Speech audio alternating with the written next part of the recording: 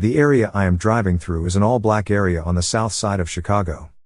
I just had an argument with the women in my family about the Passport Brother movement.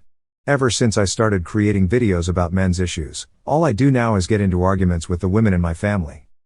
However, China is making me angry. They are spreading COVID all over the world. I am supposed to leave in July, but now I do not know if everything will be locked down once more. Damn. I might have to start being nice to the women in my family. The older women, the women in their 70s and their 80s, all said the same stuff as the women on social media. The women who are 50 and younger did not say a word. The younger women seemed like they understood. They understood that the older women in the family are crazy. This is probably because in the past, they listened to the older women and received the same results. No good man and alone. The older women said that the women overseas only want us for our money, a green card, and all that stuff. Wanda said that her older brother, who is in his 80s and lives in the Philippines, married a Philippine woman. She said it is not a real marriage, and that the woman is more like a caretaker than a real wife. She never met the woman and has never visited the Philippines. I think that she said this to please the other women. I know many have watched videos where women are saying that the men who are going overseas for a woman are taking advantage of poor and desperate women. My reply is the following. Yes, I am. And I am proud of it. Now, before I explain my answer, let's first talk about the United States. I have traveled all over the United States and lived in the Midwest, the East Coast, the West Coast, and the South. The United States not only has dirt poor people, but we also have a lot of clay poor people. So, yes, you can get lower than dirt poor. There are many parts of the United States where there is no industry, no jobs, and people can only get government assistance for about 6 months. In many states, a person can only get food stamps for 6 months, and then have to wait 6 more months before they can apply for food stamps again. This was the way it was in the 90s and early 2000s. I do not know if it is the same way. For my foreign viewers, food stamps is money the government provides to people who are poor to buy food. Plus, there are whole towns and areas that are receiving food stamps. This includes black, white, Chinese, Mexican, Jewish, Polish, Korean, Russian, and many other towns and areas. It all depends on the part of the country you are in. For example, Oregon has a lot of poor Jewish people and Asian immigrants. Illinois has a lot of Polish immigrants. In fact, Illinois had so many Polish immigrants that back in the 1960s and 1970s, most of the storefronts on the north side of Chicago only had store signs in Polish. Now, take the hill areas of North Carolina, Tennessee, Kentucky, and Virginia. I have not been to these areas in years, but I think they are probably the same as they were in the early 2000s. These areas have no industry, thus, no jobs. Plus, in most of these areas, a person can only get food stamps for 6 months. I took a year off from college and lived in Charlotte, North Carolina, where I met a man who was living in his car. He was from the hills of North Carolina, where there is no industry, thus no jobs. He worked any job he could get so that he could send money back to his wife and children. My ex-cousin-in-law, Marcel, who is a low-life piece of shit, told me that he once lived with 2 women at the same time. Marcel told me that when he lived in the hill area of North Carolina, he knew women that were called streetwalkers. They are not prostitutes and they are not drug addicts. They are kids that were kicked out of the house when they turned 17 because their parent, usually a single mother, could not afford to take care of them. Since there are no jobs in the area, all they do is walk the streets all day and all night. Marcel had a job doing hard labor, so he had an apartment. He allowed 2 of these girls to stay with him. He said he would do one, and then turn over and do the other. Marcel is a low-life piece of shit for a lot of reasons. Today, he is divorced from my cousin. When I lived in Arizona, I met a man named Mike, who is from Oregon. Oregon has better social programs than North Carolina. So Oregon does not have a lot of women who are streetwalkers. However, the women look for men who have a job because most men do not. Mike did not have a real job, but he did have his own place. He turned an old, non-working school bus into a place where he could live. He parked the school bus on his parents' property. He removed the engine and installed a stove to heat the bus and cook food.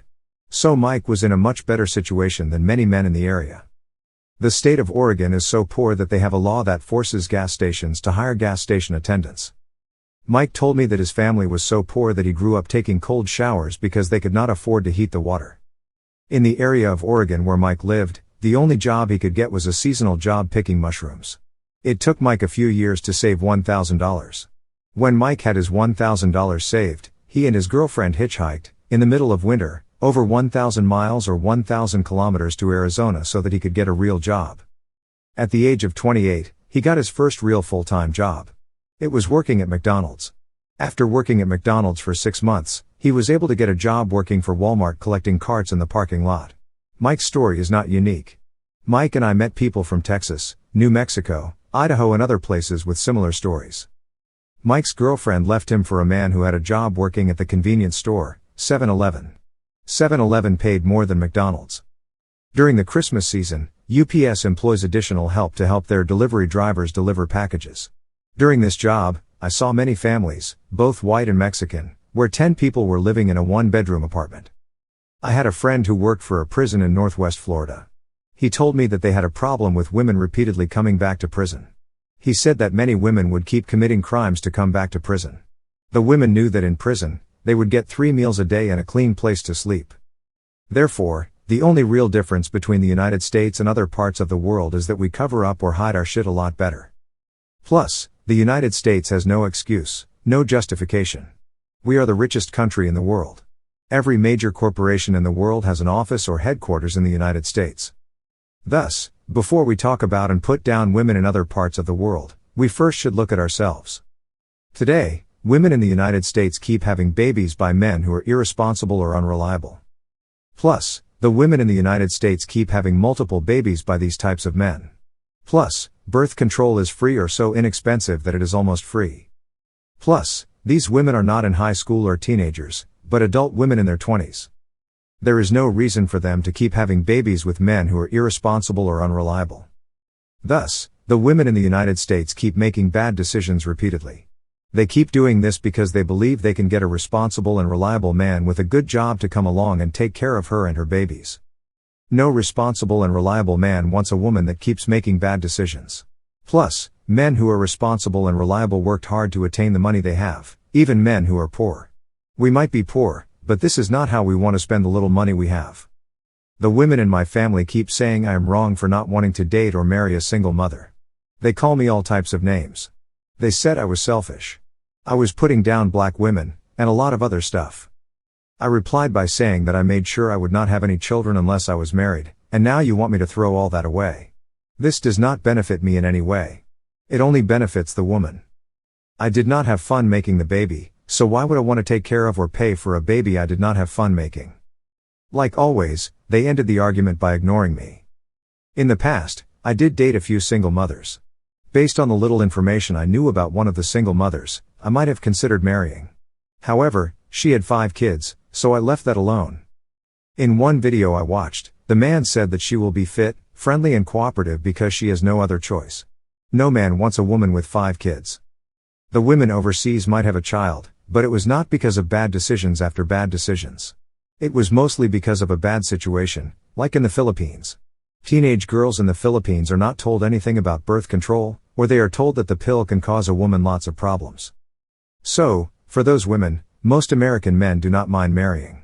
But, unfortunately, it is a bad situation created by misleading information. American men are not going to marry a woman that decided to have a good time, and now does not want to face the consequences of her past actions. In the United States, from the United States Census, there are over 30 million single mothers, so everywhere you turn, there is a single mother. When I look at the women in my family, like my cousin who married Marcel, they all turned down good men for the fun man. Plus, they all knew that the man was irresponsible or unreliable before they had his baby. When I worked at a major retailer, I would see women who were in their late 20s or early 30s. They married the man who was the hot guy when they were younger. Now they want more, and he cannot provide it. He is still attempting to live his glory days. Let me cut this short. I know that some men have asked themselves the following question. Why be faithful to a woman? When the woman was young, she cycled through men. Now that we men are older, have money, and because of this, we have a lot more women interested in us. So why not cycle through women like they cycled through men? Is it not our turn to have fun? Plus, the women that did not cycle through men all attempt to be manipulative. None of these types of women are marriage material. So why should we men get into a serious relationship with these types of women? Why be faithful? So we men need to find a woman we can be faithful to, a woman who we want to take care of and who also wants to take care of us. We discovered that in the United States and Western Europe, it is not the women over 30, And it is not most single mothers. The women who said that the men who are going overseas to find a woman are taking advantage of poor and desperate women are trying to be manipulative. Let's say that all the negative stuff the women on social media are saying about the women overseas is correct, and that these women are poor and desperate. Okay, the women overseas are adults. They are capable of making the best decision for themselves. We men cannot force them to do anything. If we men were not there, these women would be stuck with being poor and desperate, and with no real hope for a better future. The men are offering a better hope for the future. So, yes. I am taking advantage of the situation and proud of it. I am offering her more than what she is now and could have in the future. She is an adult. It is her decision to accept or reject my offer. If one day, she does not like the situation, then she can always leave. However, unlike in the United States, my money stays with me. This is the part the women on social media really do not like. Thank you for watching. Please click the like button, subscribe, leave a comment, and share this video.